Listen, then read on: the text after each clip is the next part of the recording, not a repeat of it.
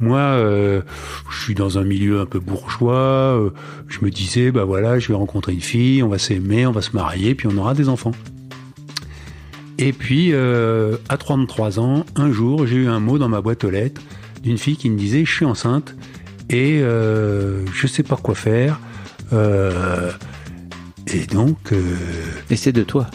Et c'est l'enfant est de toi. Ouais. T'as eu un mot dans ta boîte aux lettres ? Ouais. Exactement. Donc de ta femme actuelle ? Non. De la mère de ma fille. De la mère de ta première fille. Voilà, c'est ça. Exécuté par qui ? Fabrice Florent.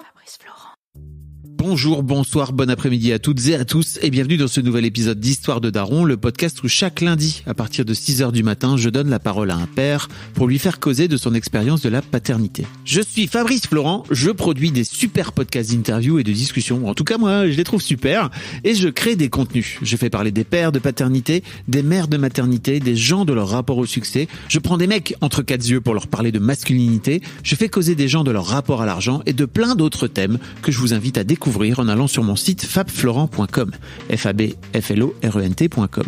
Si vous aimez cet épisode, vous pouvez aller écouter la bande-annonce du podcast pour en découvrir plus sur mon travail et mes autres podcasts. Si vous aimez mon travail, vous pouvez m'offrir un cadeau en échange en me soutenant financièrement et ainsi me donner un peu plus de sérénité en vous abonnant par exemple à mon Patreon ou en m'envoyant de l'argent sonnant et trébuchant.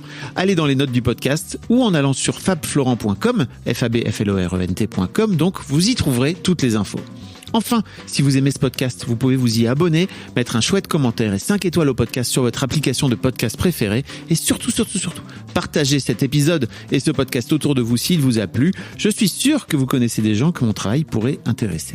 Vous pourrez également venir commenter avec mes auditrices et mes auditeurs chaque épisode directement sur mon Discord. Alors Discord, c'est un petit logiciel génial que je vous invite à découvrir, qu'il faut installer sur votre téléphone ou votre ordi. Vous pouvez également me suivre sur les différentes plateformes et réseaux sociaux. Vous pouvez vous abonner à ma newsletter et vous trouverez toutes ces infos pour me contacter dans les notes de cet épisode. Un grand merci d'avance et bonne écoute à vous. Hervé, il arrive, il est là. Moi, ça c'est mon micro, je le prends. Non, tu sais, j'ai beaucoup de gens qui sont jamais passés au micro, hein, tu vois. Oui, j'imagine, oui, c'est vrai. Mais non, mais c'est surtout que c'était le plus proche de moi, quoi. Je me suis dit bon bah, il me met un micro devant, je vais le prendre. Je dis ça parce que Hervé, tu as bossé à la radio pendant longtemps. J'ai bossé pendant plus de 30 ans à la radio. Moi, mon premier cachet comme comédien, j'avais 18 ans et c'était pour France Inter dans une dramatique avec Michel Bouquet. Oh là là. Et voilà, j'avais fait ça m'avait pris une demi-journée, ça m'avait rapporté 500 francs, je crois. Et bah oui, je suis plus tout jeune, hein. J'ai 60 ans. Ouais, j'allais dire, même plus, non ? Non, j'ai fêté mes 60 ans sur le chemin, mais je vais avoir... Ah non, mais si tu veux qu'on soit précis, je veux bien. J'aurai 61 en avril. Oui, 62. T'es né en 62, c'est voilà, ça. Voilà, c'est ça. Ok. Ouais. Non, c'est moi qui ai mal fait les maths, tu vois. Allez, toi, t'as quel âge d'ailleurs ? J'ai 45. Ah ouais. On a 15 ans de moins. T'es un jeune père. Je suis un jeune père par rapport à toi. En tout cas, Hervé, merci beaucoup de venir à mon micro. Il y a une petite histoire que j'aime bien raconter entre nous et je trouve que c'est trop cool parce que ça va inciter les gens à aller découvrir ton podcast. Donc ça, t'as ce podcast que t'as à la base, si je me trompe pas, lancé parce que tu faisais le pèlerinage vers Saint-Jacques, c'est ça ? C'est ça. Je suis parti à pied de la Tour Saint-Jacques pour marcher donc jusqu'à Saint-Jacques-de-Compostelle. Donc j'avais appelé ça de Saint-Jacques à Compostelle. Et tous les jours, je faisais un podcast dans lequel je racontais mes rencontres, le chemin, et j'avais une question récurrente qui était « Quel est votre but ?» Parce que c'est vrai que moi, après avoir travaillé pendant plus de 30 ans à France Inter, je savais pas trop quel était mon but, quoi. Je me demandais, et je me suis dit « tiens, faire comme tous les journalistes, je vais aller poser la question aux autres, comme ça ils vont me donner la réponse. » C'est un peu ce que je fais, hein, j'avoue. Voilà, toi je sais, j'ai compris maintenant. Hein, pour bien élever tes filles, tu demandes aux autres comment ils font pour élever leurs enfants. Exactement, t'as tout compris. J'ai pas aucune, franchement. Je voulais m'excuser, j'ai un petit peu de retard parce que donc je suis venu à vélo et t'habites un peu sur les hauteurs parisiennes. Et je suis passé devant le Père-Lachaise et j'ai vu tous les morts pour la France. J'avais jamais fait gaffe qu'il y avait les morts pour la France. Liste, ouais. Voilà.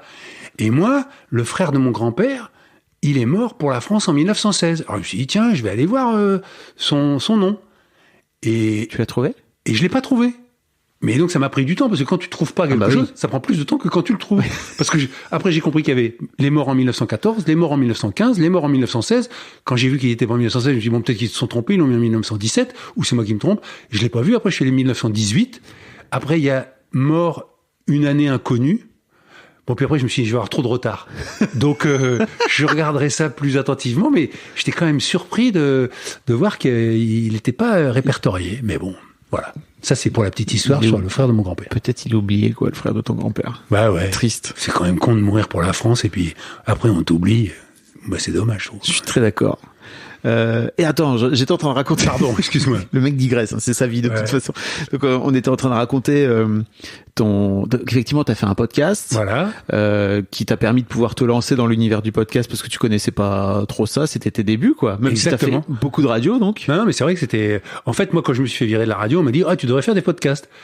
Et moi, je disais, bon, non, oui, si jamais on vient me chercher, je les ferai, quoi, mais. C'était il y a 2 ans, c'est ça? Non, c'était 2019. Ok. Voilà. 3 ans. Ouais, bientôt 4 ans, quoi. Et, en juin 2019. Et donc, on me dit, tu vas faire des podcasts.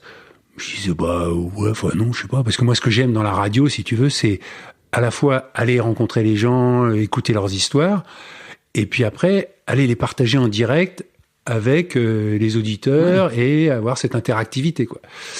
Donc vraiment j'aime les deux également, quoi.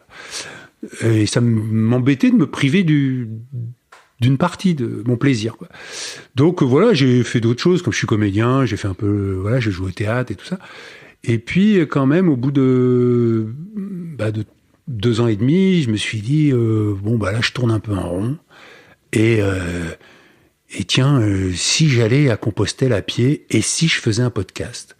J'avais proposé ça à la directrice de France Inter, mais il n'y avait pas beaucoup d'affinité entre nous. Donc, comme je dis, je crois que j'aurais pu lui proposer un débat entre Macron et Poutine, une exclusivité, ça l'aurait pas intéressé, parce que ça venait de moi. Donc voilà, je me suis dit, c'est peut-être l'occasion, quoi.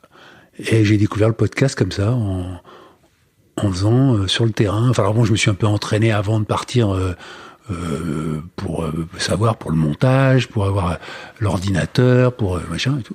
Et puis j'ai réussi, et donc j'étais hyper content d'avoir réussi à faire un podcast tous les jours, parce que voilà, je marchais pendant 5-6 heures, et puis après je faisais le montage, et puis après hop, je le mettais en ligne, et puis les gens ils suivaient l'aventure jour par jour, quoi. Et l'interactivité finalement avec les gens, t'as découvert un peu ça, j'imagine. Oui, c'est vrai. C'est vrai que je disais aux gens qu'ils pouvaient m'écrire. Donc ils m'écrivaient, je lisais leurs messages dans le podcast, et donc il y a eu des déclarations d'amour via le podcast. Il y a eu, je pense entre autres un père et sa fille, mais il y a eu aussi des couples. Enfin, il y a eu plein de trucs. C'était très très sympa à faire. Et donc après avoir terminé ça, t'as décidé de renommer ton podcast. Voilà. Moi, au début, quand je suis arrivé à Compostelle, je dis c'est bon, j'ai atteint mon but. Et puis c'était fin mai, et j'ai dit voilà, écoutez, c'était un plaisir. J'ai fait le dernier podcast en rentrant à la maison avec mes enfants, ma femme et tout, et en disant alors qu'est-ce qui s'est passé pendant mon absence. Et puis voilà, j'ai fermé la boutique. Et puis après, on m'a dit quand même là t'atteins le 1 million d'écoutes, alors c'est un peu bête de négliger ça. Et c'est vrai que moi je trouve qu'il y a quelque chose dans la vie qu'il faut respecter, c'est les cadeaux qu'elle te fait, quoi. Et pour moi c'était quand même un cadeau de m'avoir amené jusqu'à Compostelle, de me faire un podcast qui rencontre son public. Donc je me suis dit reprenons, quoi. Et donc j'ai repris mais je pouvais pas appeler ça de Saint-Jacques à Compostelle, sinon ça aurait été, ou alors à moins de marcher jusqu'à ma mort jusqu'à Compostelle. Il y en a qui le font, hein. Sisyphe. Voilà. avec son rocher. Et donc je me suis dit je vais appeler ça la balado de Pochon. J'aimais bien le terme québécois de balado diffusion que m'avaient suggéré des auditeurs québécois sur le chemin. C'est le terme pour podcast, quoi. Voilà, ils appellent ça les balados diffusion. Bien, t'as un meilleur accent, quoi. Non, pas du tout. Pardon les Québécois qui m'écoutent. Voilà. Ok, et en fait on s'est rencontrés à la soirée d'Acast, qui est peut-être les gens le savent dans le podcast, mais qui est ma régie en gros, et qui nous réunit tous pour faire un peu une fête de fin d'année, etc. Et tu m'interviews, et en fait j'avais déjà entendu parler de ton podcast, et je vois ce grand monsieur là qui se pointe avec son micro, à peine je suis arrivé en plus, hein, vraiment tu t'es pointé comme ça. Et alors toi, et en fait tu commences à venir me poser des questions et tout. J'étais ok, j'avais même pas enlevé mon manteau. Le mec est intense, et quelques semaines plus tard, tu m'envoies un super message, adorable et tout, pour me dire joyeux Noël, etc. Et tu m'envoies un lien d'un de tes épisodes en rapport avec ton podcast Histoire de Daron et tout.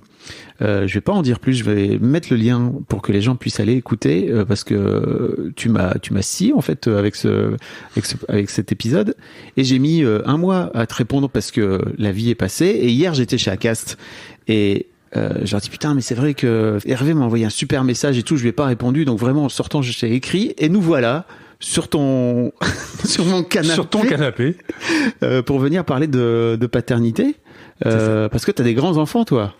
Moi, j'ai 5 enfants, et mon dernier a 15 ans. Ok. Alors, je sais pas si on considère que c'est grand à 15 ans, mais bon, à 60 ans, t'as des gens qui ont déjà plus d'enfants à la maison, alors que moi, j'ai toujours 4 garçons à la maison qu'il faut nourrir. Attends, ils ont quel âge ? Alors, ma fille, elle a 27 ans, elle va se marier au mois d'août, et après, j'ai 4 garçons qui vont avoir 23, 21... 19 et qui va avoir 16 au mois de mai là. Ok. Voilà. Donc ça veut dire que tu as eu tes enfants assez tard. J'ai dit relativement tard par rapport à la moyenne. C'est vrai. Nationale. Exactement. Écoute, ma fille, je l'ai eue à 33 ans. Bon, ça reste dans la norme. Ça reste dans la norme. Hein. Le premier enfant, il est à 29. Ah oui, c'est ça, oui. Mais surtout, c'était une histoire assez particulière, parce que moi, je suis dans un milieu un peu bourgeois. Je me disais, bah voilà, je vais rencontrer une fille, on va s'aimer, on va se marier, puis on aura des enfants. Et puis, à 33 ans, un jour, j'ai eu un mot dans ma boîte aux lettres d'une fille qui me disait, je suis enceinte et je sais pas quoi faire. Et donc... Et c'est de toi. Et c'est l'enfant est de toi. Ouais. T'as eu un mot dans ta boîte aux lettres ? Ouais, exactement. Donc de ta femme actuelle ? Non, de la mère de ma fille. De la mère de ta première fille. Voilà, c'est ça. Ok, mais pourquoi je... Pourquoi quoi ? Pourquoi je savais pas ça plus tôt ? Mais parce que justement, pourquoi tu me l'expliques pas dans ton... Putain, c'est pas grave. Mais non, parce que en fait, tu vois, c'est assez rigolo quand on s'est vu. Effectivement, ça m'a amusé parce que je suis allé aborder différents podcasteurs et entre autres, j'ai abordé Maxime Muscat. Voilà. Ouais. Et Marie de Brouwer. Voilà. Et qui a un podcast qui s'appelle Tourista. Ouais. Et je dis, mais pourquoi Tourista ? Et parce qu'il m'explique, c'est sur les voyages et tout ça. Et je dis, mais attends, mais je suis sidéré. Moi, je viens d'aller à Compostelle à pied et j'ai terminé avec une Tourista et je suis même pas interviewé dans ton podcast. Il me dit, ah non, mais ça, Hervé, ça va être réparé. Et bon, voilà, je lui ai fait la blague à lui. Mais après, toi, j'allais pas te dire, bon, dis donc, moi, j'ai 5 enfants et tu m'as pas interviewé dans ton podcast sur les darons. Bah, t'aurais dû. Bah non, parce qu'il faut varier les plaisirs. Et donc voilà, et ça m'a amusé parce que quand ma fille et un de mes fils ont entendu le podcast où justement je te faisais parler, ils m'ont dit, ah mais t'as interviewé Fabrice, ah mais tu sais que moi j'écoute ces histoires de darons et tout ça. Et donc je lui ai dit, ah bon mince, je savais pas moi. Donc ça veut dire que tes enfants vont écouter ce podcast et que tu le sais déjà qu'ils vont écouter, quoi. C'est ça le truc, quoi, sauf si je leur dis pas. Mais non, mais parce que j'ai pas besoin de leur dire, c'est vrai qu'ils vont l'écouter. Mais est-ce qu'ils écoutent tous les épisodes ? Ça, je sais pas. Hein. Ouais. Parce que c'est quoi la fréquence de tes podcasts ? C'est toutes les semaines. Ah oui, d'accord. Écoute, bon, on va faire comme si ils écoutaient. De toute façon, ma fille, elle connaît son histoire parce que j'ai toujours. Tu lui en as parlé ouvertement, etc. quoi. Ah ouais, très tôt. Très tôt parce que donc oui, ça m'a mis la tête à l'envers d'apprendre ça, tout ça. Attends, pas la tête à l'envers, c'est pas possible. Tu découvres dans ta boîte aux lettres qu'il y a une femme qui est enceinte de toi. Ouais. C'est pas la tête à l'envers. Qu'est-ce que ça te fait sentir à ce moment-là ? Ah bah tout mon monde s'écroule. Parce que moi, comme je t'ai dit, je pensais que j'allais rencontrer une fille, qu'on allait se marier et que on allait avoir des enfants, quoi, un truc assez classique, quoi. Et j'ai pas pensé. Et ouais, moi j'étais pas du tout dans le côté voilà, j'ai envie d'avoir un enfant, si ce n'est que, et c'est là moi j'aime bien la vie pour ça, c'est que donc cette fille je l'avais rencontrée, elle travaillait dans une librairie en bas de chez moi. Ok. Et à l'époque, je faisais une émission où je racontais des histoires. Et donc, je passais la voir de temps en temps en disant, tiens, t'as pas des bouquins avec des nouvelles, comme ça je peux les adapter et tout ça. Donc, elle m'avait donné quelques tuyaux. Et elle avait fait plus que de donner quelques tuyaux, si je puis me permettre. Voilà, pardon. tu as tout à fait raison. Et mais bon, finalement, on s'était séparés. Enfin, on n'a pas habité ensemble, hein.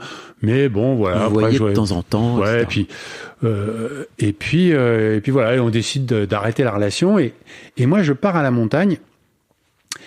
Et vraiment, je sais très bien, hein, j'étais à un endroit, je regardais par la fenêtre, et je me suis dit, il y a un truc qui pourrait me faire avancer dans la vie, c'est d'avoir un enfant.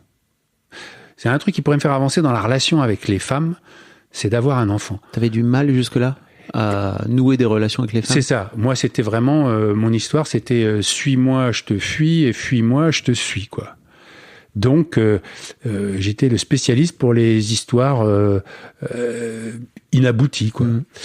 Et donc, quand une semaine plus tard, je rentre chez moi, j'ai un mot dans ma boîte aux lettres qui me dit tu vas être père, ou en tout cas tu pourrais être père. Je me suis dit, là, mon gars, tu peux pas te dérober, quoi. Il y a un moment où tu te dis, il y a un truc qui pourrait me faire avancer, c'est d'avoir un enfant, et la vie, elle t'amène un enfant. Donc tu vas pas dire à la fille, bah écoute, quand on a couché ensemble, je t'ai demandé, hein, surtout que c'était le cas, quoi. Je t'ai demandé, il y a pas de risque. Et tu m'as dit, ah non, il y a aucun risque. Donc, faut assumer ses décisions dans la vie.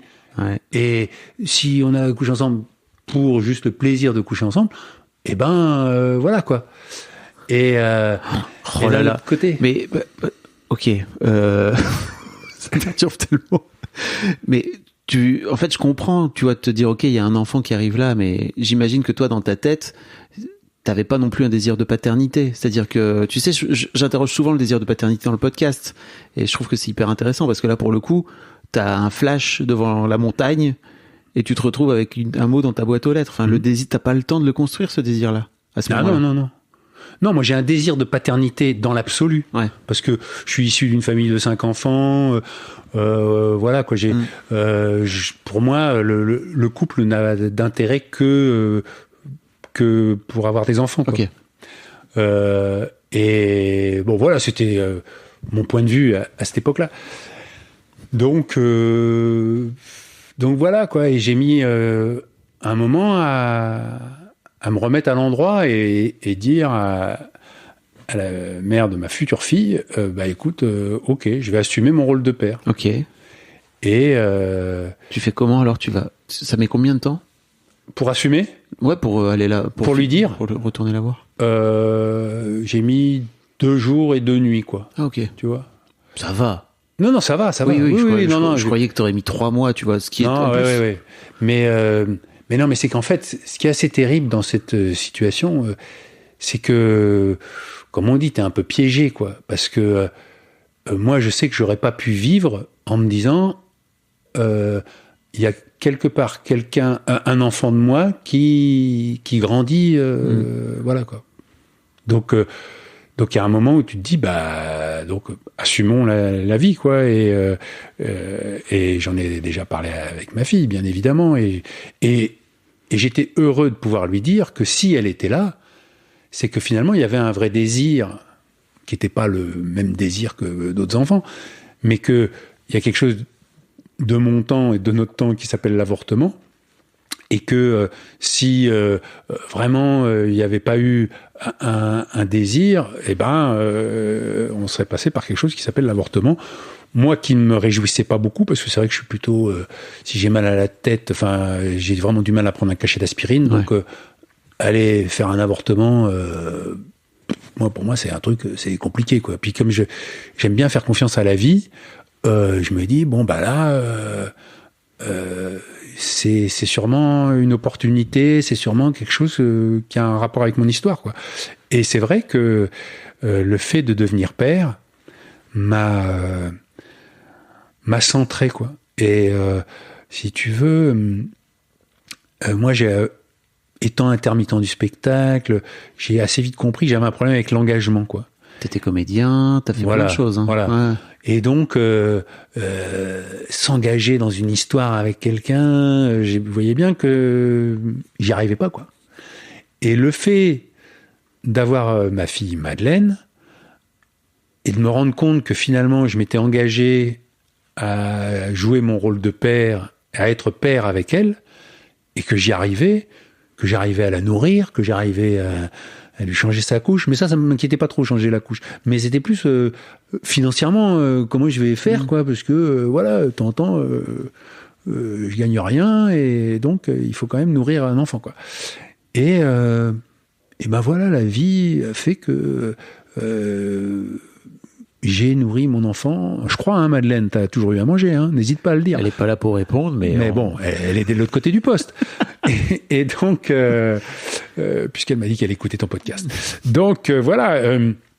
Mais comment ça s'est passé concrètement pour toi, par exemple, cette grossesse, en sachant que t'allais devenir papa d'une fille avec une femme avec qui t'étais pas forcément engagé? J'imagine qu'il y a un peu une sorte aussi de désillusion par rapport à, tu vois, à l'idée que t'avais de trouver une femme et de fonder une famille. Là, j'imagine que de ce fait-là, de base, vous êtes pas ensemble et comment vous décidez de vivre à ce moment-là? Bah, en fait, on vit chacun chez soi, mais moi, à un moment, je dis à la future mère, j'ai dit, bah, peut-être qu'il faudrait qu'on vive ensemble parce que c'est peut-être plus simple pour l'enfant et tout ça. Et elle me dit, ah non, on va pas vivre ensemble parce que on attend un enfant.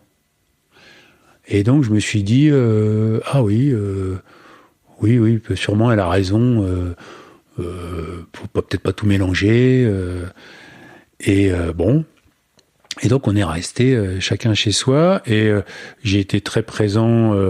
J'étais là pour l'accouchement, après, et puis quand la mère Florence a repris son travail, et je suis parti en vacances avec Madeleine seule, et voilà. Et donc elle avait 3 mois, et j'assumais seule Madeleine quand il fallait. Et sa mère l'assumait sans problème. Il y a des bons aspects à la vie d'intermittent.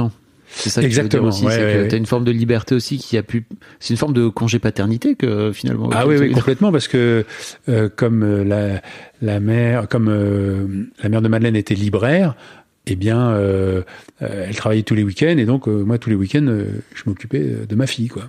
Okay. Ce qui n'a pas été sans problème, parce que le jour où j'ai rencontré quelqu'un, moi je m'occupais de ma fille tous les week-ends. Et là, à un moment, elle a quand même dit, oui, mais moi, j'aimerais quand même avoir des week-ends seul avec toi, sans ta fille, quoi. Et je me suis dit, ah oui, c'est vrai, elle a raison. J'aurais pu y penser avant. Et donc... Elle avait quel âge, Madeleine, à l'époque? Elle avait 1 an. Ok. Et tu vois, c'est là où je trouve que c'est...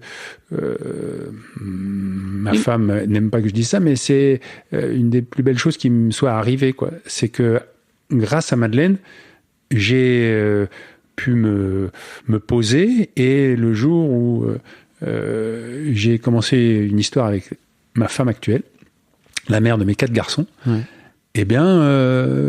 pense que ça s'est bien passé, alors que je la connaissais avant, quoi, tu vois. Ah, ok. Voilà. Vous connaissiez déjà? On se connaissait parce qu'on s'est rencontrés à France Inter. Ok. Voilà. Mais pourquoi elle aime pas que tu dises ça, que... Parce que elle est romantique, et elle aimerait que je dise que c'est l'amour. Voilà, c'est grâce à elle que je suis devenu ce que je suis, quoi. Ok. Alors que bon, c'est une formule, parce que c'est évident que on devient ce qu'on est grâce à plein d'éléments et tout ça, quoi. Mais donc moi, c'est excessif de dire que c'est grâce à ma fille que je suis. Mais en tout cas, c'est après la naissance de Madeleine, j'ai eu la chance de vivre cette histoire qui dure toujours avec la mère de mes enfants. Oui, puis tu avais 33 ans, je veux dire, à un moment donné, en tout cas à l'époque, il y avait un truc de, ok, il est temps de se caser, peut-être, non, j'en sais rien. Peut-être pas dans le milieu intermittent, non. Ceci dit, c'est peut-être possible. Moi, j'étais dans ma famille le canard, je vais pas dire boiteux, mais Mais bon, enfin, j'étais le marginal, quoi. Donc, alors, en oui, plus, mais donc tous tes frères et sœurs étaient casés pour le coup, c'est ça? ouais, exactement. Oui, c'est ouais. ce que je veux te dire. C'est Ouais, que... oui, c'est ça, oui, Oui. oui. Mais sauf que, voilà, moi, il y a même des gens dans ma famille qui se demandaient, qui se disaient, mais il doit être homosexuel, quoi, pour pas oui. nous présenter deux filles et tout ça, quoi. Donc, c'était assez rigolo, quoi. Ça me posait pas trop de problème, quoi. Ok. Comment se passe de cette nouvelle histoire avec ta femme actuelle? Et effectivement, c'est intéressant parce que comment t'arrives à goupiller une relation toi en étant déjà papa? C'est un vrai truc hein, pour les jeunes pères parce que ça vient ajouter une variable dans l'équation, quoi, une inconnue. Enfin, on appelle ça comme tu veux. Comment ça s'est passé à l'époque? Eh ben, comme je t'ai dit, au début, ça se passait très bien. Puis assez vite, ma femme m'a fait comprendre que, voilà, elle n'était pas là pour s'occuper de ma fille. Ah oui, parce qu'en plus, elle s'en occupait de ce fait-là. Oui, elle s'en occupait un peu, mais c'est juste que, quand il y a un enfant, en plus un bas âge, tu vois, un an, ça demande de l'attention. Donc, c'est évident que quand on est trois, on n'est pas concentré sur l'autre, comme voilà. Donc, ça a pu être un peu compliqué, et puis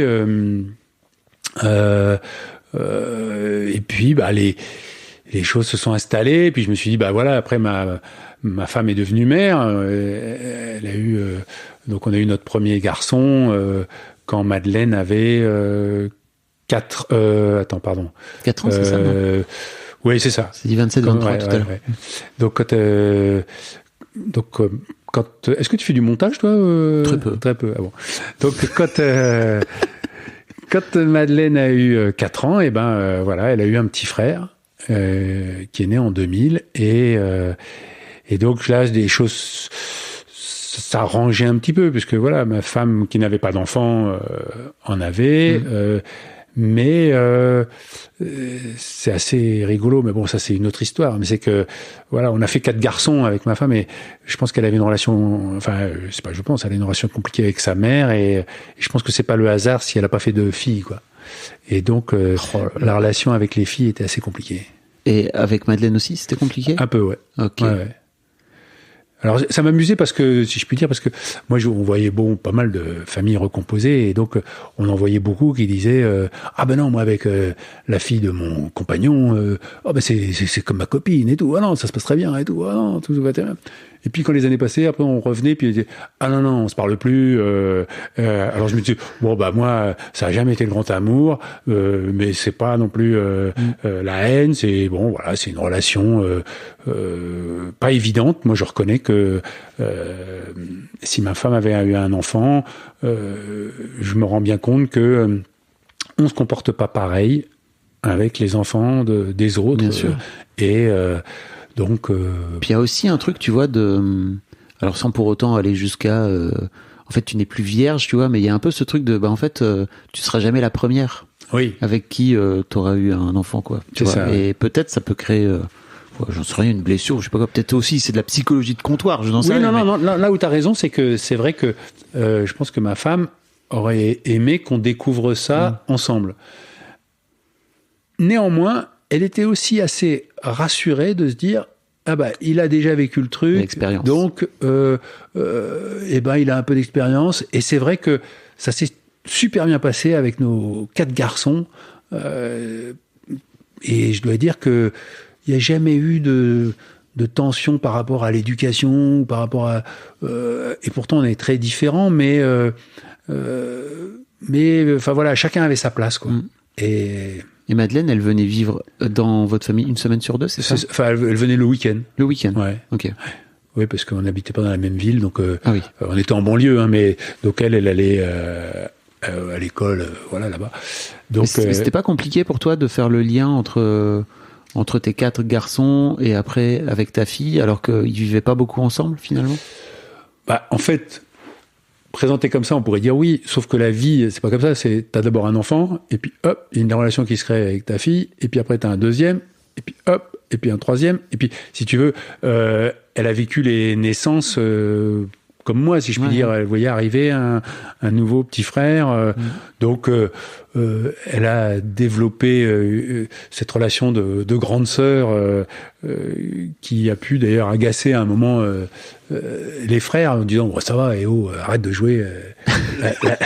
La maman avec nous, c'est bon. Elle avait un peu ce rôle-là. Oui, alors c'est vrai que je dois dire que quand t'es père, t'es un peu responsable de ça aussi. C'est que comme elle était un peu plus grande, pas beaucoup, tu vois, mais enfin bon, 4 ans de plus, c'est vrai que parfois on disait bon on sort, tu les gardes, voilà, vous couchez, vous avez tous, enfin voilà, ils avaient pas grand chose à faire. À un certain âge, ils peuvent être autonomes, quoi. Voilà, mais bon, il y avait des moments où, et donc je pense que elle aimait bien jouer à ça, et donc être la grande sœur qui est responsable de ses frères et tout ça, quoi. C'est parfois un gros truc a posteriori que j'ai déjà entendu chez des amis qui ont été grandes sœurs et à qui les parents disaient allez, tu te démerdes maintenant, tu t'occupes de tout le monde, et c'est un peu leur filer une casquette qu'ils n'ont pas vraiment demandé, quoi. C'est ça. Et moi j'en connais comme ça qui ont jamais voulu avoir d'enfants parce que elles sont tellement occupées de leurs petits frères et tout ça que arrivées à la majorité, à la maturité, elles disaient ah non moi ça va, j'ai des enfants, je me suis occupé de mes frères maintenant. Alors Madeleine, elle veut des enfants ou pas? Oui, je crois, oui. Okay. Oui, donc je pense que j'ai pas trop foiré à ce niveau-là. Pas dégoûté complètement. Voilà. Comment ça se passe avec tes 4 garçons? Écoute, ça se passe très bien. D'ailleurs, c'est vrai que quand Madeleine est née, on n'avait pas voulu savoir si ce serait un garçon ou une fille. Et j'étais content que ce soit une fille, en me disant qu'il n'y ait pas de rivalité. Je me disais entre, tu sais, le père et le fils. Enfin bon. Moi, j'avais pas mal lu de bouquins, entre autres de Guy Corneau, Père manquant, fils manqué, et tout ça. Donc, j'invite les gens à aller écouter sur les relations. Ah oui. Sur la relation à la paternité d'une manière générale, ce bouquin, il est assez génial, quoi. C'est vrai, il est. Il a un peu raconté son histoire, et après, petite parenthèse, c'est.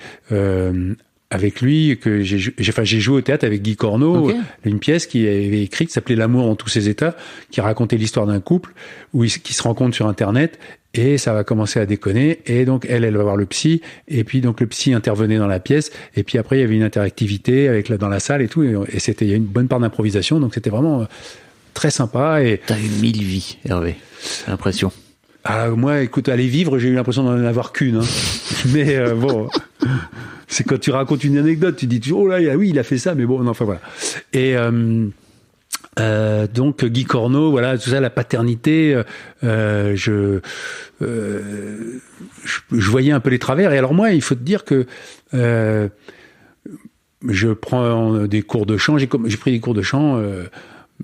C'est jeune parce que pour le théâtre et tout, pour poser la voix et un jour le premier cours que je prends, la prof me dit, moi elle me fait faire des vocalises, elle est au piano, tout ça, et à la fin elle me dit mais vous avez un père absent? Alors je lui dis bah non, mon père il est là, quoi, enfin je veux dire et en fait, j'ai réalisé ce qu'elle a voulu dire un peu plus tard, quoi. C'est-à-dire que c'est vrai que mon père, à la fois, il était là, mais à la fois, il n'était pas du tout présent dans l'éducation, quoi. C'était ma mère qui s'occupait de nous. Lui, il rentrait tard le soir, il partait tôt le matin, il avait sa vie, et sa vie professionnelle. Il n'a pas eu de double vie, mais bon, il avait quand même. Je sais pas. Voilà. Si, j'ai beaucoup parlé avec lui. Okay. Si, ouais, justement. Parce qu'à 18 ans, j'avais quand même un manque et je me disais, oui, c'est vrai qu'en fait, quand même, mon père, il raconte pas beaucoup, quoi. Okay. Et donc, je suis allé vers lui et je lui ai posé plein de questions. Et il a toujours répondu aux questions. Et ça, j'en suis reconnaissant parce que parfois, c'était des questions hyper personnelles et il s'est jamais dérobé. Parfois, il rigolait, mais il finissait par répondre.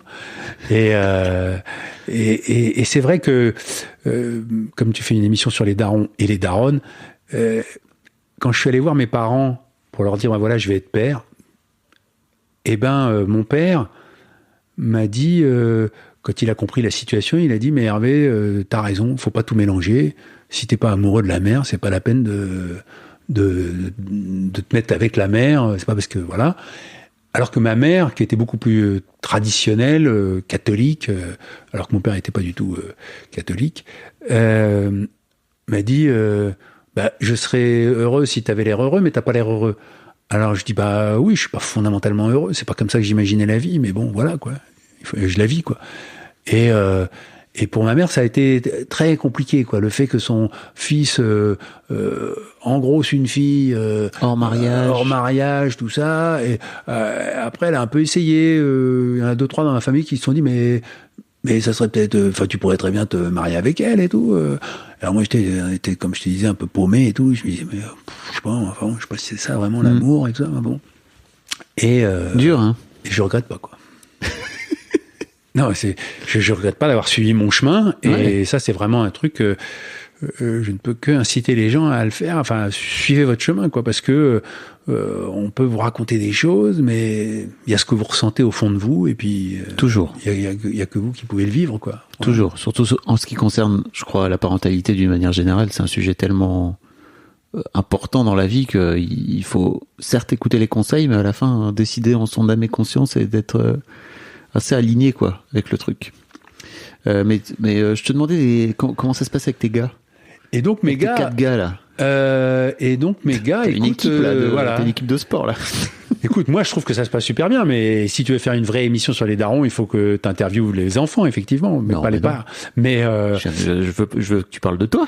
Oui, non mais voilà. Je te vois bien en train d'essayer de te dérober là, Hervé. Non, pas du tout, parce que c'est toujours facile de dire, et c'est pour ça que dans mon podcast de Saint-Jacques à Compostelle, il y a 2-3 épisodes en famille, entre autres le premier, enfin pas le premier mais le deuxième, puisque le principe de Saint-Jacques c'est que il n'y a pas de principe, mais bon, tu pars de chez toi, quoi. Ouais. Et moi, je suis pas parti de chez moi parce que je suis parti de la Tour Saint-Jacques, mais ma première étape, ça a été de la Tour Saint-Jacques jusqu'à chez moi. Et après, le lendemain, je suis parti de chez moi. Et donc, il y a le repas avec les garçons, et je les fais parler sur quel est ton but et comment tu perçois l'aventure que je vais vivre là. Donc, chacun a pu s'exprimer. Et c'était. Je vous mettrai le lien. Mais j'ai pas écouté cet épisode-là. Tu vois, pour le coup, j'ai écouté l'épisode avec ton fiston, Léonard. Ah oui. Mais qu'est-ce qu'ils racontent tes garçons alors sur leur but, par exemple je mettrai le lien, mais.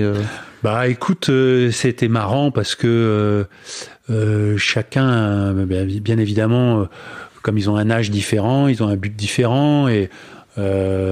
Mon aîné, son but, il fait des études d'architecte. Ça serait de construire un musée dans sa vie une fois, quoi.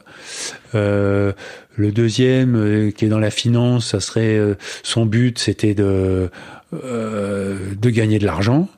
Le troisième, qui est plus littéraire, lui, ça serait d'être dans la culture. Et le dernier. Lui, ça serait d'être sur une plage au Mexique. Ah oui, donc éclectique, on va dire. Voilà. Comment t'as fait, avec le recul, je sais pas, dans ton éducation, pour finir par avoir 4 enfants, 4 garçons en tout cas. Je sais pas ce que fait Madeleine dans la vie pour le coup. Et Madeleine, elle travaille elle travaille dans le théâtre et elle est du côté administratif dans un petit théâtre à Lyon qui s'appelle le théâtre du Gai Savoir. Ok. Voilà. Comment t'as fait, t'as la sensation pour leur amener autant de diversité dans leur centre d'intérêt d'une manière générale, quoi. T'as l'impression que t'as joué un rôle, toi, en particulier, par rapport à ça, ou j'aurais la faiblesse de dire que oui. Et comment j'ai fait? On revient sur ce que je disais tout à l'heure, c'est que je suis devenu père assez tard. Et l'avantage, c'est que t'as déjà fait un bout de chemin et t'as peut-être une réflexion sur la vie que t'as pas forcément à 23, 24 ans. Ça, c'est une première chose. La deuxième chose, c'est que moi, j'ai passé mon bac et après, j'ai tout de suite commencé à faire du théâtre, à travailler. J'ai voulu montrer à mes parents que je pouvais vivre de mon métier, de ma passion. Et donc, j'ai pas fait d'études particulières, à part être allé au conservatoire de théâtre de la ville où j'étais.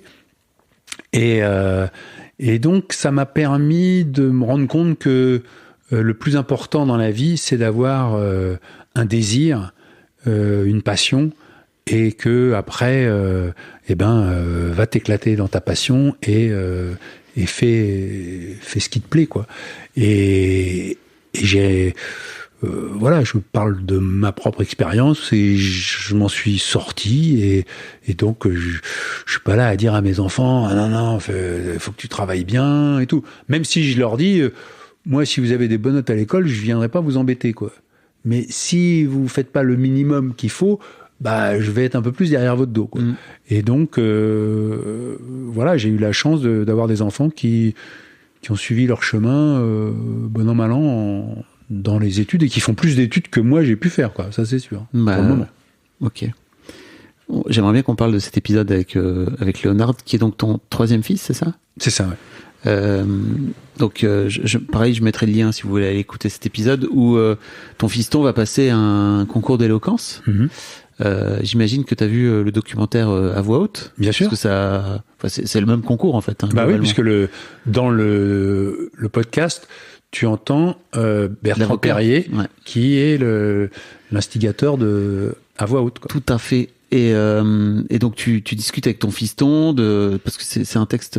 Il doit commenter un texte de Cyrano, c'est ça, tiré de Cyrano. Oui, la phrase c'est mais on ne se bat pas dans l'espoir du succès. Non, c'est bien plus beau lorsque c'est inutile. Et donc ce sont presque les derniers vers de Cyrano de Bergerac à la fin de la pièce où il va aller affronter la mort et donc il dit ça et donc voilà, et donc ça c'était le thème du concours d'éloquence et Léonard qui est donc comme en prépa littéraire a travaillé ça et a écrit un texte et puis voilà. Et puis voilà. Et puis il a gagné le concours d'éloquence. Oui, voilà. Et puis il parle bien. Oui. Ah oui. Ah non, mais ça, il est extrêmement doué. Alors c'est marrant parce que quand tu lui demandes ce qu'il veut faire, il dit je voudrais être journaliste et comédien. Alors les gens disent les chiens font pas les chats. Et donc voilà. Mais il est beaucoup plus doué que moi, quoi, parce que il a fait des podcasts avant moi. Il a fait des études bien plus poussées que moi. Non, il est c'est ce qu'on appelle un élève brillant, quoi. Donc je peux pas dire que c'est facile parce que. D'ailleurs, il a des opinions. Il est convaincu que Cyrano est gay. Ouais. C'est trop intéressant en plus la façon dont il explique le pourquoi du comment, etc. Il explique lui-même qu'il est gay en fait. Oui, c'est ça. C'est le thème de son concours d'éloquence, quoi. C'est le thème. Oui, de son. Oui, parce qu'il dit voilà, c'est inutile et il parle de tous les gens qui se sont battus pour que lui aujourd'hui puisse aimer un garçon, puisse venir le dire ouvertement dans une société où ça peut être accepté, quoi. Comment ça s'est passé, toi, en tant que mec, le coming out de ton fils, ça m'intéresse. Alors, c'était super, parce que, en fait, ça fait assez longtemps que, je vais te dire, même ma femme, j'ai envie de dire, le disait avant qu'ils nous le disent, quoi. Ouais. Et moi, je me posais pas trop la question. Je voyais qu'il se laissait pousser les cheveux, mais bon, enfin voilà, quoi. Et mais on en plus, parlait. C'est même pas un critère, tu vois, de se laisser pousser les cheveux. Non, mais c'est vrai qu'il avait les. Non, je dis ça parce que il avait les cheveux. Je me rappelle quand il allait rentrer en 6e, il avait les cheveux longs. Et très souvent dans la rue, on disait bonjour mademoiselle, quoi. Ouais, et donc lui, il réagissait différemment. Soit il disait bonjour, soit il disait non, je suis pas une fille, je suis un garçon. Donc tout était source de. C'est chiant le genre, hein. Voilà. On peut s'en libérer aussi. C'est ça, exactement. Et lui, et l'autre jour d'ailleurs, j'ai fait un podcast avec un pangenre. Je connaissais pas l'expression, mais voilà, c'est ni garçon ni fille, entre les deux. Et des gens qui sont gender fluid, c'est ça, c'est l'autre terme américain. Et je vous conseille d'écouter le podcast parce que il en parle très très bien. Il s'appelait Florent. Ouais. Et maintenant, il s'appelle Floraan, et il joue sur les 2 identités. Ok, il bascule de l'un à l'autre. Voilà. Donc je referme la parenthèse, et il est allé jusqu'à Compostelle. Et c'est pour ça qu'il m'avait écrit, et c'est comme ça qu'un jour j'ai déboulé chez lui. Tiens, mais c'est intéressant, le gars qui signe Floraan, je me dis tiens, il y a une histoire. Ouais. Voilà.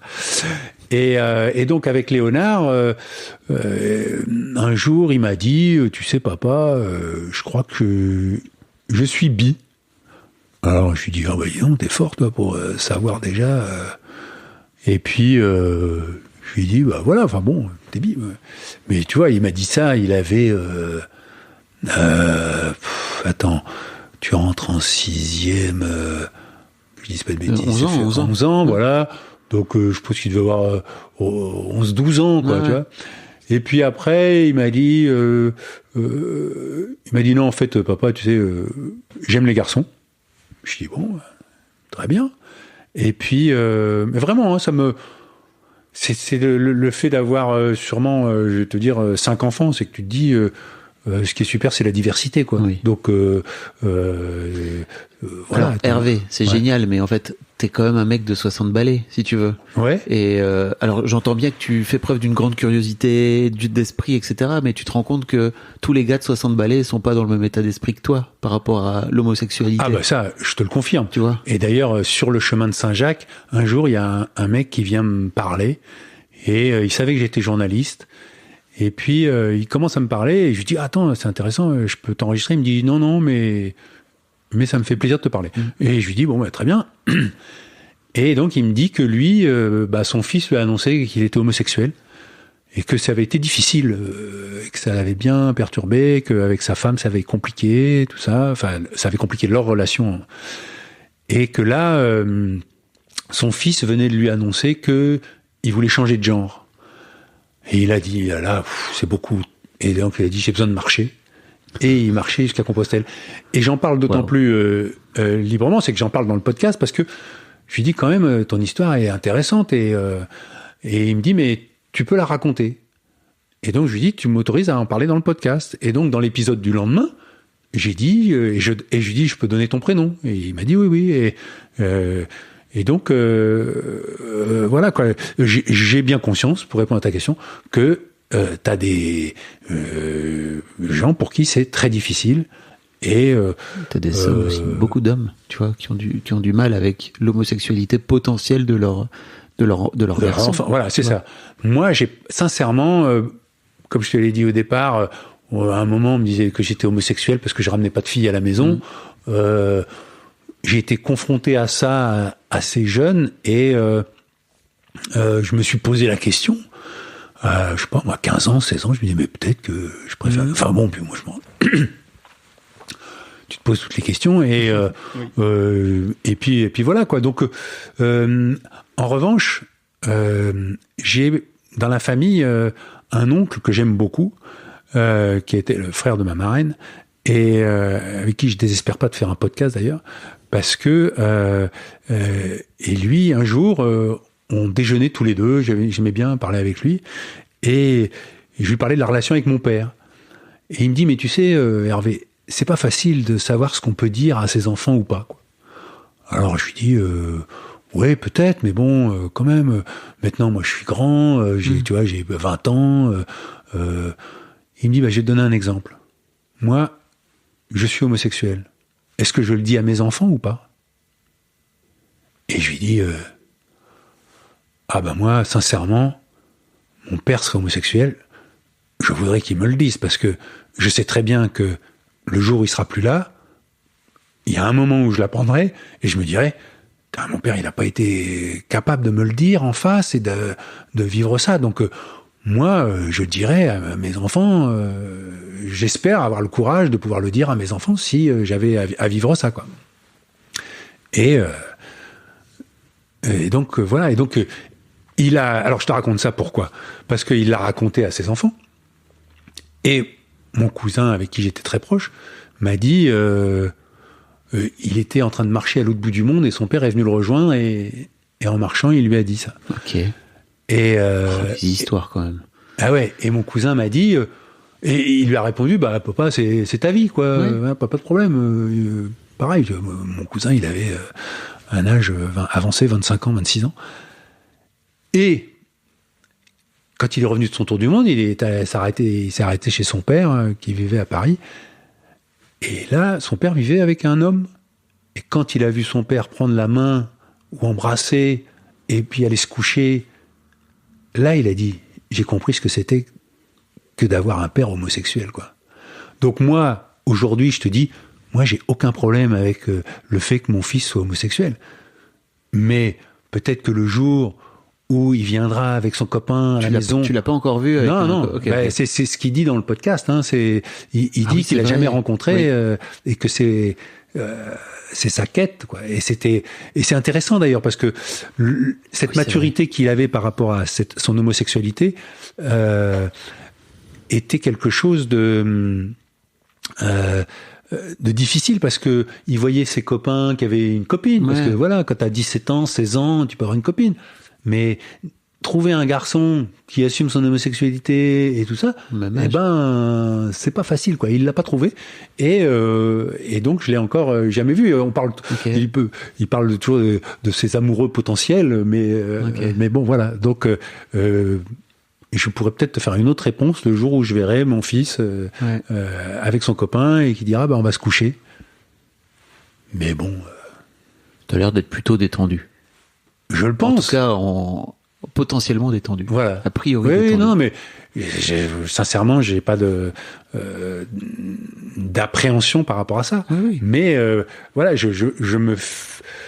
j'entends les récits des autres et je me dis, je suis pas meilleur que les autres et donc il y aura peut-être des moments où il y a des choses qui coinceront. Voilà. Bien sûr. C'est très compliqué. Il paraît que tu travailles avec tes enfants aussi. C'est-à-dire que je travaille. Quand je suis allé à Compostelle, il a fallu dessiner un logo. Et donc, j'ai mon fils qui est architecte, qui fait des études d'architecture et tout. Je lui dis, tu veux bien me dessiner mon logo et tout. Alors, il m'a dit, j'ai pas le temps, papa. Donc, je suis allé voir mon voisin. La gratitude. Voilà. Je suis allé voir mon voisin qui m'a dessiné un peu le logo et après mon fils il a dit non mais attends papa, faut le moderniser un petit peu là et tout. Donc il a mis sa touche. Donc ça c'est pour l'aîné. Après le deuxième il me donne des conseils pour rédiger les contrats pour les droits d'auteur puisqu'il est dans la finance, tu vois. Et puis le troisième lui il a créé le site de Saint-Jacques à Compostelle et donc voilà. Et quand il a commencé les podcasts, alors ça c'est vrai que c'est rigolo qu'on en parle, c'est que il était là, il dit papa, en fait le jour quand je me suis fait virer de France Inter, j'avais mon Agra et tout ça et un Agra c'est un enregistreur. Oui. Et donc Léonard m'a dit tiens je peux m'en servir un peu et tout, je ferais bien des podcasts et tout. Oh, j'ai dit des quoi, ouais bon si tu veux vas-y. Et mais bon qu'est-ce que je pourrais faire et tout et je sais pas pourquoi. J'ai dit mais tu pourrais, ou je sais pas si c'est lui qui a eu l'idée, enfin bon on a improvisé comme ça et il a dit j'ai fait un podcast à la recherche de mon père. Waouh. Et donc alors si j'étais en train de réparer le vélo, il venait me voir et puis il me disait oui donc bonjour monsieur, vous êtes réparateur de vélo? Alors je dis oui. Et voilà, je viens vous voir parce que il paraît que vous seriez peut-être mon père. Moi, je dis, mais comment ça qui c'est qui vous a raconté ça?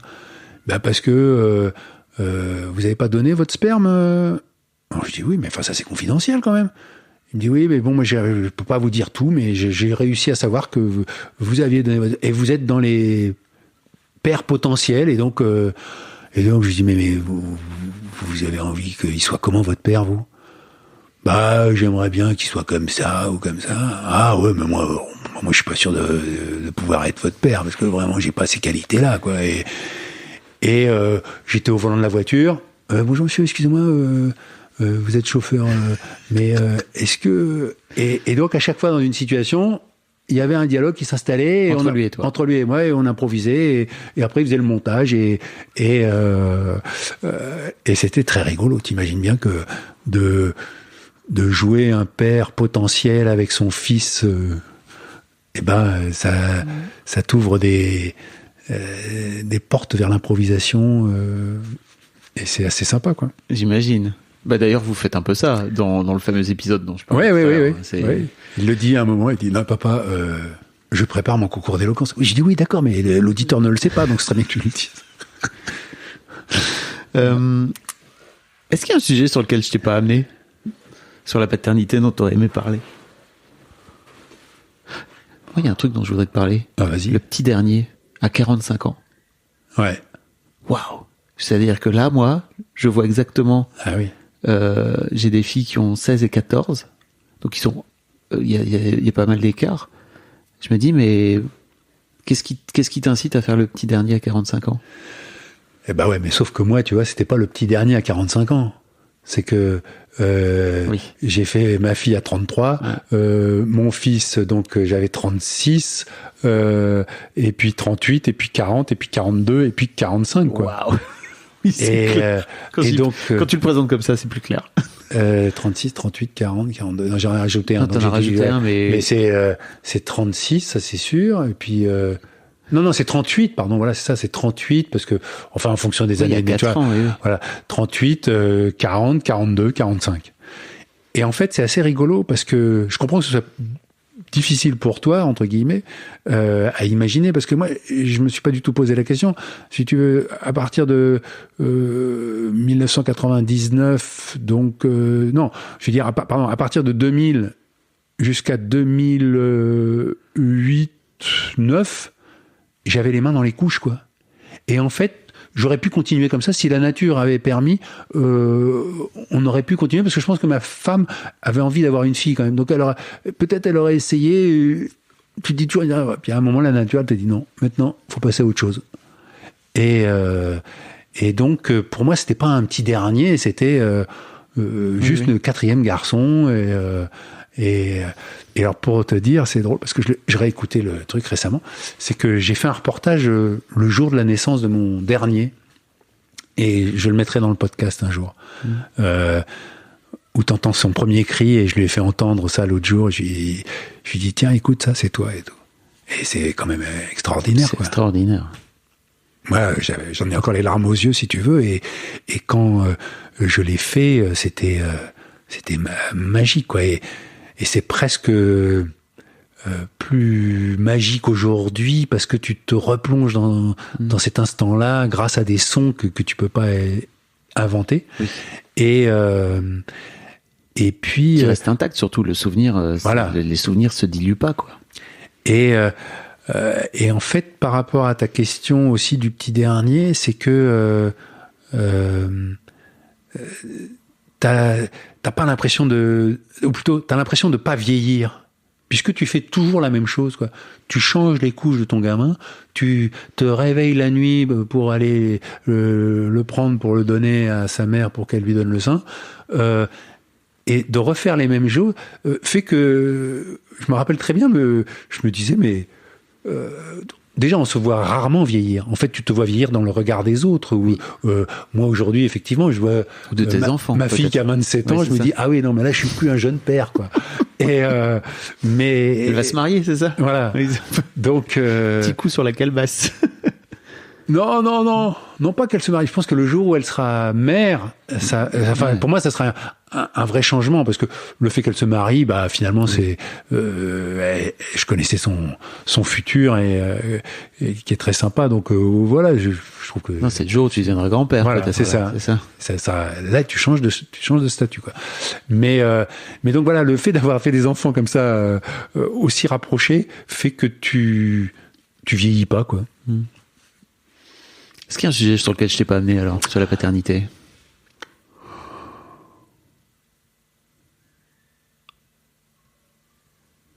Bah, j'ai envie de dire, à la fois il y en a plein et à la fois il y en a pas, parce que la paternité, ça commence à déjà choisir un prénom, et par exemple, tu vois, le prénom de ma fille, c'est le prénom de ma grand-mère, quoi. Et j'ai pas compris tout de suite. Moi, j'avais une relation très forte avec ma grand-mère que j'aimais beaucoup et qui est décédée. Et je pense que je lui aurais pas donné de son vivant, mais j'en sais rien. Mais toujours est-il que voilà, j'ai donné le prénom de Madeleine, mais j'ai compris après coup qu'il y avait aussi une symbolique par rapport à mon père, quoi. C'est aussi de dire à mon père, je te reconnais mon père puisque je donne le prénom de ta mère à ma fille, quoi. Et c'est voilà, donc ouais, il y a plein de choses, mais bon, la paternité c'est tous les jours et c'est voilà, donc t'en sais plus que moi, quoi. Je suis pas sûr. Bah, en tout cas, t'en as entendu plus que moi, parce que c'est le thème de ton podcast. Oui, quoi. ça c'est. Voilà. Alors ça, j'avoue. C'est ça le truc. Et mine de rien, ça, on se nourrit de l'expérience des autres, et donc, je pense que je me rappelle très bien quand je t'ai fait parler sur ton podcast. Est-ce que ça t'avait appris des choses et aidé dans l'éducation de tes filles? Tu m'as répondu, bah. Je pense que les conneries, on les fait de toute façon, mais tu me diras si je me trompe. Mais l'avantage, c'est que on les fait moins longtemps, ou on les fait, on les atténue plus facilement parce que on sait que voilà, ça c'est une connerie et donc on arrête ou on. Bah voilà. Oui. Ce que j'essaie de faire. En fait, en gros, je fais le podcast que j'aurais bien aimé faire que j'aurais bien aimé entendre, pardon, quand j'étais jeune père et que j'aimerais bien entendre si je le faisais pas, quoi, tu vois. Ouais, je comprends. Mais c'est marrant parce que c'est quand même, ça raconte quelque chose sur toi, évidemment, quoi. Oui. Mais, parce que moi, voilà, je me suis pas posé la question, quoi.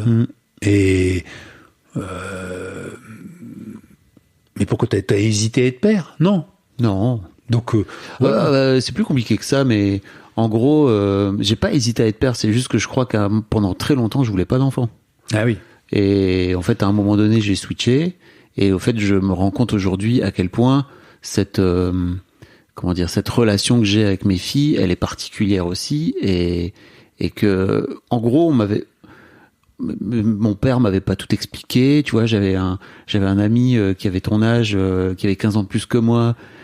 Qui m'avait pas raconté non plus ce que ça voulait dire, tu vois, d'être père, mais dans le détail, quoi, juste bah, tu sais, c'est ça qu'il faut que tu fasses, et puis enfin tu vois, le daron à l'ancienne, quoi, tu vois, de vraiment venir expliquer que ça crée des liens et que ces liens là ils sont importants et qu'il faut les nourrir d'une certaine façon, qu'il faut venir mettre de l'autorité parfois, et puis parfois pas, et puis parfois entendre, et puis ça va aussi venir te taper dans tes blessures, dans toutes tes conneries que t'as pas réglées, quoi. Tu vois, que les enfants, juste en étant eux-mêmes, ils finissent par venir t'inciter à travailler d'une manière ou d'une autre, quoi. Ouais, c'est pour ça que te vexe pas, j'ai jamais écouté ton podcast, parce que non, mais parce que quelque part, je veux dire par là que bah, mon chemin de père, je le fais à travers ma relation avec mes enfants, oui. et voilà, mais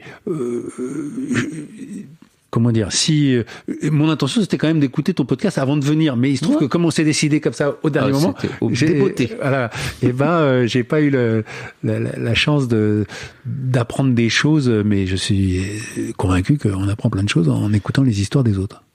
Si t'avais un truc à dire à tes enfants, là, dans ce podcast, d'habitude, aux autres darons, je leur dis, ils ont plutôt des enfants plus petits, tu vois, je leur dis, imagine dans 10 ans, ou dans 15 ans, et toi, tes fistons, tes enfants, ils sont grands d'une manière générale, qu'est-ce que t'as envie de leur dire? D'abord, ce que je vais dire, ce sera quelque chose que je leur ai déjà dit. Et je leur ai déjà dit que moi, ce que tu as relevé tout à l'heure, je suis très fier de la diversité et de la diversité des chemins qu'ils empruntent, et